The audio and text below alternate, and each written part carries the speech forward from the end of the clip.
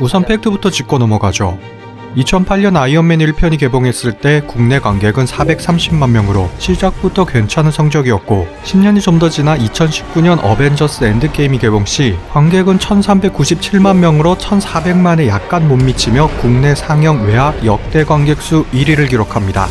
그리고 2015년 스타워즈 깨어난 포스 개봉 시 국내 관객 수는 327만으로 비록 스타워즈의 명성에 비해 많은 수는 아니지만 결코 나쁜 성적은 아니었죠. 하지만 이후 2017년 스타워즈 라스트 제다이의 관객 수는 겨우 95만, 그리고 스타워즈의 완결편 2019년 스타워즈 라이즈 오브 스카이워커는 꼴랑 50만 관객으로 스타워즈에 대한 한국 관객들의 싸늘한 외면을 적나라하게 보여주었습니다.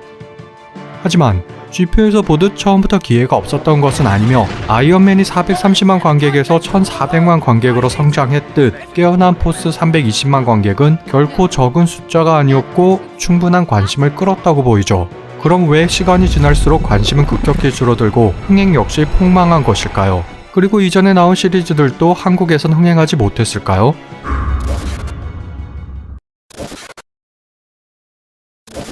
먼저 간단히 제작 순서를 복습해보면 드라마 애니를 제외한 스타워즈는 에피소드 4, 5, 6편이 오리지널로 먼저 제작되고 이후 에피소드 1, 2, 3편이 프리퀄로 다시 에피소드 7, 8, 9편이 시퀄로 나왔죠.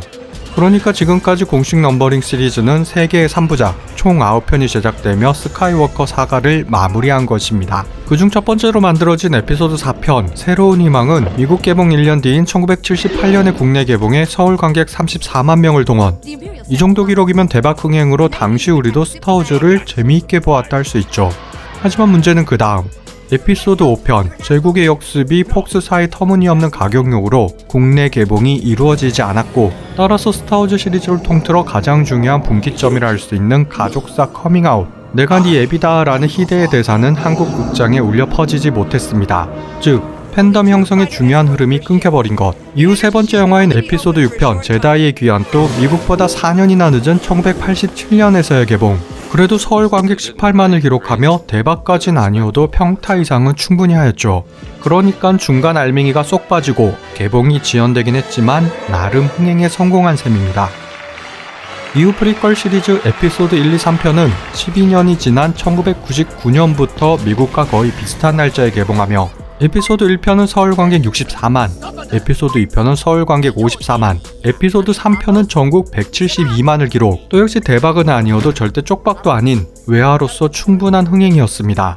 정리하자면 핵심이었던 두 번째 작품 제국의 역습이 빠지며 스토리의 흐름이 끊기고 1편과 3편 사이에 9년이라는 시간차, 이후 다시 프리퀄 개봉까지 12년이라는 차이가 발생하며 띄엄띄엄 개봉되었기에 미국만큼 확실한 팬덤이 형성되긴 어려웠지만 개별 영화로서 외면받을 만한 성적이 아니라 나름 준수한 흥행을 이어왔다는 것이 팩트. 그러나 최근 흥행 실패를 빌미로 한국인은 스타워즈를 좋아하지 않는다 라는 분위기를 조성. 마치 한국인 특유의 어떤 성향이 스타워즈와 맞지 않기에 한국인에겐 스타워즈가 재미없다는 편견을 심어버렸죠.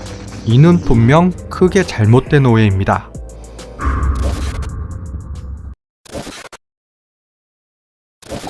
거론되는 원인은 크게 두 가지로, 첫 번째 원인으론 한국인은 스페이스 오페라를 좋아하지 않는다 라는 얼토당토하는 일반화이죠. 그러니까 특정 장르를 한국인이 싫어한다는 것. 그 예로 스타트rek과 가디언즈 오브 갤럭시의 흥행 부진을 들기에 얼핏 그런 것도 같지만 그 속을 자세히 보면 장르의 문제가 아닙니다. 스타트rek은 워낙 스토리가 방대한 데다 우리나라뿐 아니라 북미를 제외한 대부분의 나라에서 부진했기에 우리나라에서만 실패한 것이 아니며 영화 자체도 큰 흥미를 주지 못했죠. 그리고 가오갤의 국내 관객 수는 겨우 134만으로 다른 마블 영화들에 비해 많이 낮은 건 사실이나 개봉 당시 맞붙었던 영화가 1700만 관객을 기록한 명량이었기 때문, 따라서 대진운으로 보면 나름 선전한 셈이죠. 또 이렇게 따지고 보면 인터스텔라, 마션, 그래비티의 흥행은 설명이 안 되고 나아가 캡틴 마블이나 어벤져스 엔드게임도 따지고 보면 스페이스 오페라이기에 몇몇 영화의 흥행 실패로 한국인은 스페이스 오페라를 싫어한다 라는 것은 잘못된 일반화입니다. 그리고 두 번째는 스타워즈의 흥행 부진은 높은 진입 장벽 때문이다 라는 분석. 이는 결론부터 말하자면 반은 맞고 반은 틀린 셈이죠. 프랜차이즈 영화의 성공은 기존 코어 팬들을 잘 유지하면서도 얼마나 새로운 관객을 유도할 수 있는지에 달렸고, 이러한 점은 어벤져스도 마찬가지로 엔드게임의 1400만 관객 중 많은 수가 기존 영화를 다 섭렵한 팬들이겠지만 새로운 관객의 유입도 상당했을 겁니다. 즉 이전의 세계관을 알고 보면 더 좋겠지만 모르고 보아도 재미있기에 흥행에 성공한 것이죠. 그 대표적인 케이스가 바로 007 시리즈로 스타워즈보다 더 이른 1962년부터 시작해 현재까지 사랑받는 이유는 각 편마다 독자적인 완결성을 갖고 있기 때문입니다. 그러니까 진입장벽이 있어도 영화가 이해 가능하고 재미있다면 흥행한다는 것이죠. 그리고 스타워즈 시퀄 시리즈는 새로운 관객들이 아니라 오히려 코어 팬들에게 더 큰 실망감을 주었고 나아가 영화 자체가 워낙 재미없어 안 본 것이지 스타워즈 이해도가 낮아서 생긴 문제가 절대 아니었죠. 그럼 왜 스타워즈 팬들마저 시퀄 3부작에 등을 돌린 것일까요? 흥행 부진의 원인은 도대체 무엇일까요? 왜 영화가 그렇게 재미없었던 것일까요?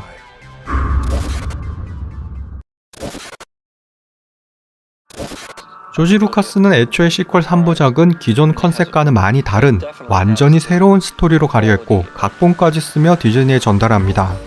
하지만 디즈니는 이를 거부, 기존 시리즈와 완전히 동일한 플롯으로 팬들을 위한 헌정영화, 오마주, 이런 이빨린 구라로 포장하지만 현실은 안전빵, 사고 누려먹기 전략을 취한 것이죠. 워낙 팬덤이 강력한 스타워즈이기에 평타만 쳐도 성공이 보장되었으니 사업적인 측면에서 여기까진 충분히 이해할 수 있는 부분, 또 이러한 전략으로 7편 깨어난 포스가 흥행하긴 하였습니다. 하지만 문제는 그 다음, 시리즈의 방향키를 잡아주던 루카스 같은 인물이 없었기에 기존 세계관 붕괴는 애교 수준, 시퀄 3편이 서로 충돌하며 어이없는 이야기를 쏟아냈다는 것입니다. 거기다 서사 구조가 취약해 이야기가 질질 늘어지고 산으로 가니 재미도 없었죠. 그러니까 일단 MCU의 케빈 파이기처럼 로드맵을 그려놓고 디테일을 각 감독들에게 맡겼어야 했는데 무능한 디즈니 제작진은 아무 생각 없이 아니란 태도로 감독들에게 일임, 말이 좋아 일임이지 아이디어가 없으니 그냥 떠넘기기였죠. 거기다 각 편마다 감독을 바꿔가는 계획이었기에 감독들끼리도 손발이 안 맞는 상황. 따라서 깨어난 포스에서 해결되지 않은 쌍제이 감독의 떡밥 위에 라스트 제다이의 존슨 감독은 더 큰 빅동을 싸질러 버렸고 라이즈 오브 스카이워커에선 다시 쌍제이가 그걸 치우고 마무리 짓기에도 버거운 모습이었죠. 또 여기서 아무리 쌍제이 감독이 재활 전문으로 불린다지만 그의 특기는 어디까지나 화려한 연출과 떡밥 투척에 있지 시나리오의 완결성을 높이고 화려한 피날레를 장식하는 능력은 턱없이 부족했습니다. 이는 완전 루카스 감독과 정반대의 성향. 따라서 3부작 전체의 서사 구조는 안드로메다로 가버렸고 큰 플롯에 구멍이 뚫리니 당연히 디테일한 설정에서도 문제점이 생겨났죠.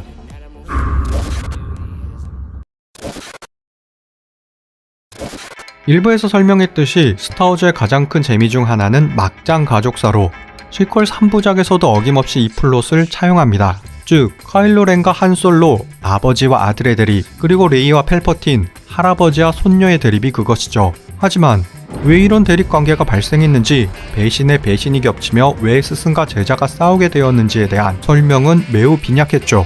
아니 거의 없었습니다. 전작에선 왜 아나킨 스카이워커가 다스베이더가 될 수밖에 없었는지를 매우 디테일하게 설명했고 그게 자연스럽게 이해되었죠. 그리고 그 이유는 누구나 공감 가능한 사랑하는 아내를 살리기 위해서라는 것. 즉 정의의 사도였던 아나킨은 아내를 살리기 위해 흑화되어 동료들을 죽이고 스승 오비안과도 싸울 수밖에 없었고 또 다스베이더가 되어서도 가족에 대한 사랑이 남았기에 아들인 루크를 살리기 위해서 또다시 스승 펠퍼틴을 배신합니다.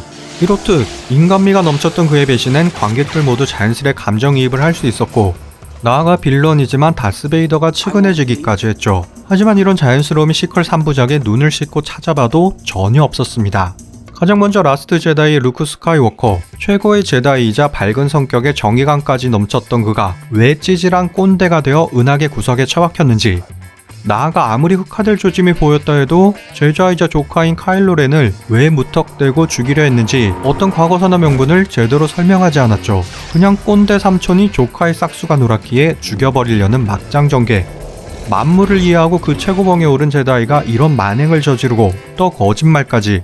이 정도면 막장이 아니라 거의 정신병 말기 수준이었는데 카일로 렌은 여기서 더 나아가 정신병의 끝판왕을 보여주었습니다. 그나마 외삼촌 루크는 자기를 죽이려 했으니 그렇다 쳐도 왜 부모인 한 솔로와 레아와는 등을 돌렸고 나아가 서슴없이 죽이기까지 했는지 어쩌다 이렇게 인성 파탄 수준으로 타락했는지 구체적인 설명 없이 그저 중2병 말기 수준의 폐륜화로 그려졌죠. 아니, 흑화되면 부모도 거침없이 죽여야 하나요?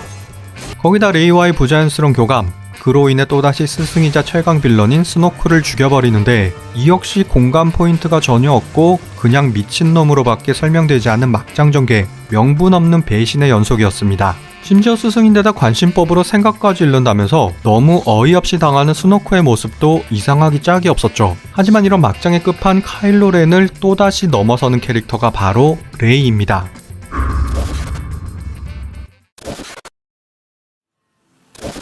설정만 까기에도 시간이 부족하니 배우의 연기력은 차치하고 레이가 아무리 강력한 시스군주의 혈통이긴 하나 19살까지 고물상으로 살다 포스가 뭔지 느끼자마자 오랜 수련을 쌓은 카일로 렌과 맞짱을 뜬다는 설정, 안드로이드 및 다양한 외계 언어도 기본, 격투 실력이나 우주선 조종 능력도 최상으로 기본 탑재, 거기다 또 아무리 퇴물이 되었다지만 루크 스카이워커를 밀어붙여 넘어뜨리기까지 했고 세계관 최강자 중 한 명, 최종 보스 시브 팔퍼틴을 압살하는 등 먼치킨도 이런 먼치킨이 없었습니다.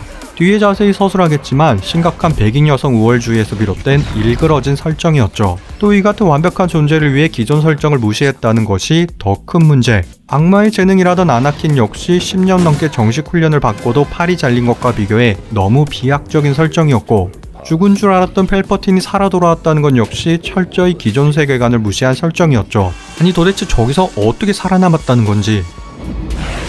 이렇듯 무엇 하나 자연스럽지 못한 근거 없는 전개, 해도 너무한 먼치킨 주인공, 이런 맥락 없는 요소들이 극의 긴장감과 재미를 나락으로 떨어뜨렸습니다. 하지만 이런 억지스럽고 과장된 설정이라도 스토리 자체의 개연성이 높았다면 이야기가 달랐겠지만 그놈의 올바르지 않은 정치적 올바름으로 개연성마저 안드로메다로 가버렸죠.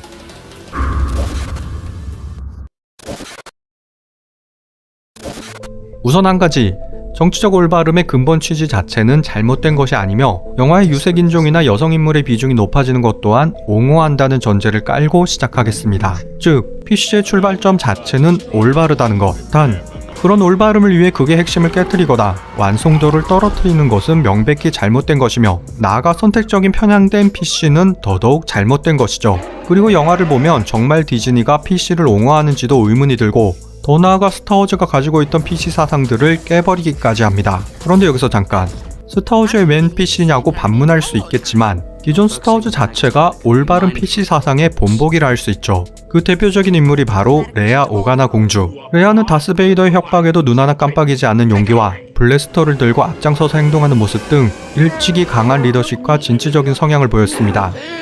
거기다 이 전설이 된 황금 비키니 장면, 실제로 고 캐리 피셔는 민망해서 애들에게 보여줄 수 없다고 따지는 한 부모에게 악당이 억지로 입힌 설정이고 그게 싫어서 갈아입었다고 말하는 게 어렵나요? 라고 되물었다고 하죠. 즉, 진정한 올바름을 설득한 것. 나아가 랜도 칼리시안이란 중요 배역과 메이스 윈두 역에 이미 흑인 배우들이 있었고 또한 드로이드에게도 충분한 인격을 보여했고 심지어 R2D2는 케니 베이커란 외소증 배우가 맡았으며 최고 제다이의 백인 남자가 아닌 요다를 배치한 것처럼 추바카나 아크바 제독 등 무수히 많은 외계인들이 구분 없이 나와 종족, 성별, 인종을 가리지 않는 활약상을 그려내었죠. 그야말로 PC 사상의 완전체. 그런데 대놓고 PC를 표방한다는 무능한 제작자와 이를 필터링 없이 수용한 멍청한 감독은 인종차별을 없애고 여성의 역할을 높인다는 명분을 내세웠지만 정작 백인 여성 우월만을 그렸고 그 논란의 중심에 선 인물이 바로 로즈 티코입니다.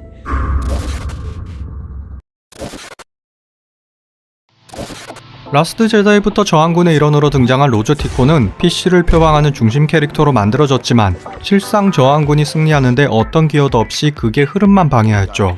그 첫 번째가 카지노 작전으로 이 부분이 극중 필요했는지도 의문이지만 뭐 필요했다고 쳐도 은하계의 명운이 걸린 비밀 작전 중에 느닷없이 동물 보호를 한답시고 온 동네를 박살내며 소란을 피운 것도 그렇고 저렇게 풀어놓기만 하고 도망가는 게 진정한 동물 보호인지 이해하기 어려웠습니다. 그리고 두 번째가 더 가관으로 뜬금없이 핀을 사랑하게 되어 그가 자폭하지 못하게 막는 것까진 그렇다 쳐도 그 다음 대사, 적과 싸우는 게 중요한 게 아니라 사랑이 중요하다니 정말 어이가 없는데 거기다 한술 더 떠 아군 기지가 박살나고 있는 상황에 뜬금없이 키스라니. 아니 그리고 피는 전편에서 레이와 은근 엮어가더니 급작스런 노선 변경까지 막장 또 이런 막장 전개가 없었죠. 거기다 탈외모 지상주의를 위해 구태여 예쁘지 않은 캐릭터를 내세웠기에 외모를 비난하는 순간 차별이다, 외모 지상주의자다 라고 매도되기 십상인데 아마 그걸 의도했겠지만 정작 영화 개봉 후 만들어진 코믹스에선 늘씬한 외모에 뽀얀 피부, 동양인 같지 않은 큰 눈을 가진 캐릭터를 만드는 이중성을 보였습니다. 외모 지상주의, 차별주의 디즈니? 그리고 7편에선 주연급 분량이었지만 갑자기 8편에선 포커스 한번 제대로 받지 못하며 겨우 74초 출연으로 공개가 되어 버렸기에 지들이 만들어 놓고 지들이 부정하는 아이러니한 상황을 연출했죠. 쌍제이 감독이 보기에도 영 아니었나요? 셀프 디스인가요? 그뿐만이 아닙니다. 쓸데없이 겉도는 역할과 개그는 핀과 로즈의 몫이었고 정작 중요하고 멋진 역할은 죄다 백인 여성들이 맡아서 했고 그 중심엔 홀더 제독의 원맨쇼가 있었죠.